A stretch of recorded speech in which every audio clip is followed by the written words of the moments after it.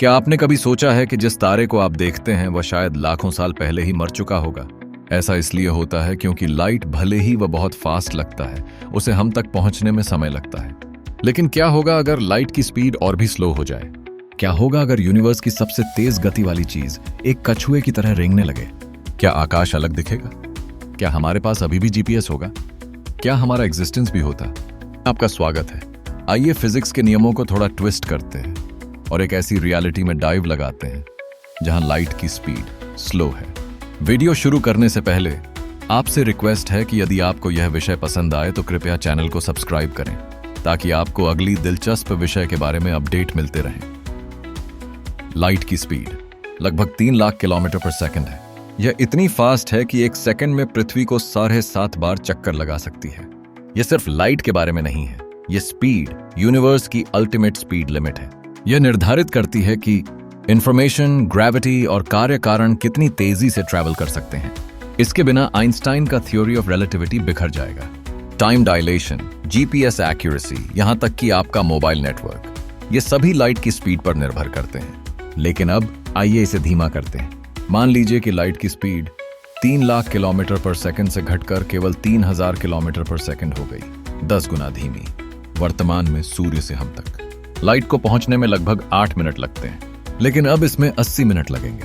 जब आप सनराइज देखेंगे तो आप वास्तव में उसे 1 घंटा 20 मिनट पहले की स्थिति में देख रहे होंगे।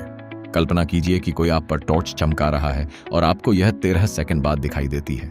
जीपीएस सैटेलाइट्स ऐसे सिग्नल भेजते हैं जो लाइट के सटीक समय पर निर्भर करते हैं। कुछ माइक्रोसेकंड की देरी भी नेविगेशन को गड़बड़ा देती है। प्रकाश के 10 गुना धीमा होने से जीपीएस लगभग बेकार हो जाएगा। विमान, जहाज और गूगल मैप्स, कुल मिलाकर केओस, पौधे जीवित रहने के लिए सनलाइट पर निर्भर करते हैं। यदि लाइट बहुत देरी से आता है तो इकोसिस्टम्स पिछड़ने लगेंगे। आइए जूम आउट करें कॉस्मोस पर। एक तारा सुपरनोवा हो सकता है, लेकिन हमें दशकों बाद तक पता नहीं चलेगा। डिजास्टर हमारी ओर बढ़ रही होगी और हम इससे अनजान रहेंगे। यदि एलियन हमें एक मैसेज भेजते और लाइट 10 गुना धीमा होता तो 100 लाइट ईयर का मसाज भी आने में 1000 साल लेता। गैलेक्सी के पार कम्युनिकेशन लगभग इम्पॉसिबल होगा। आइंस्टाइन का इक्वेशन E = mc² हमें बताता है कि energy equals to mass into speed of light whole square. तो अगर लाइट धीमा है, c² का मान बहुत छोटा हो जाता है। इससे एनर्जी प्रोडक्शन नाटकीय रूप से गिर जाता है। एटॉमिक बॉम्ब्स कमजोर होगा, तारों में फ्यूजन कम होगा। तारे अधिक समय तक जीवित रह सकते हैं लेकिन कम चमकेंगे। लाइट की कम स्पीड के साथ टाइम डायलेशन अधिक इंटेंस हो जाता है, यहां तक कि मध्यम गति भी घड़ियों को अलग अलग दरों पर चलने का कारण बन सकती है।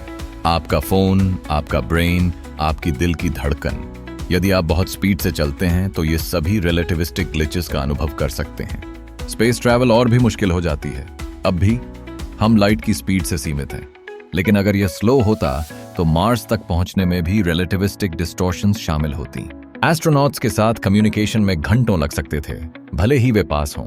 क्या ऐसे यूनिवर्स में जीवन भी विकसित हो सकता है? लाइट की स्पीड स्लो होने से दिन रात के साइकिल पिछड़ जाएंगे।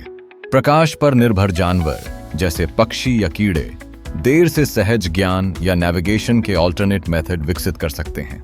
इंस्टेंट टेक्सटिंग और कॉलिंग को अलविदा कहें। सभी इलेक्ट्रोमैग्नेटिक सिग्नल पिछड़ जाएंगे, यहां तक कि वॉइस कॉल्स में भी ध्यान देने योग्य देरी होगी। क्या हम जिस सिविलाइजेशन को जानते हैं वह संभव होगी? अब आइए टाइमलाइन को पलटते हैं। क्या होगा यदि यूनिवर्स का जन्म इस धीमी लाइट स्पीड के साथ हुआ था? लाइट के हम तक पहुंचने में अधिक समय लगने के कारण हम दूर तक नहीं देख पाएंगे। ऑब्जर्वेबल यूनिवर्स 93 बिलियन के बजाय केवल कुछ मिलियन लाइट ईयर चौड़ा लग सकता है। यूनिवर्स के शुरुआती मोमेंट्स तेजी से फोटोन इंटरैक्शंस पर निर्भर करते थे। यदि लाइट स्लो होता तो कॉस्मिक माइक्रोवेव बैकग्राउंड पूरी तरह से अलग दिखती या शायद मौजूद ही नहीं होती। इलेक्ट्रोमैग्नेटिज्म, ग्रेविटी, क्वांटम मैकेनिक्स सभी लाइट की स्पीड से जुड़े हुए हैं। इसका लोअर स्पीड फिजिक्स के हर नियम को फिर से लिखने के लिए मजबूर करेगा। शायद हमारा यूनिवर्स जीवन के शुरू होने के लिए भी पर्याप्त स्थिर नहीं होगा। एक ऐसे यूनिवर्स में जहां लाइट दौड़ने के बजाय टहलता है, समय खिंचता है, सच्चाई में देरी होती है और अतीत वर्तमान पर हावी होता है।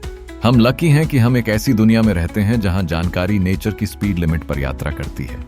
लेकिन यह थॉट एक्सपेरिमेंट दिखाता है कि संतुलन कितना नाजुक है। तो अगली बार जब आप सनलाइट देखें, याद रखें, यह सिर्फ ब्राइटनेस नहीं है, यह टाइम, एनर्जी एंड मेमोरी है। जो आपके वर्तमान को आकार देने के लिए अतीत से आ रही है। आप हमें और कौन से यूनिवर्सल कांस्टेंट बदलने के लिए कहेंगे, हमें कमेंट्स में बताएं। यह द साई जूम है, जहां विज्ञान कल्पना से मिलता है। अधिक माइंड बेंडिंग जर्नी के लिए लाइक, शेयर और सब्सक्राइब करना न भूलें। अगली टाइमलाइन में मिलते हैं।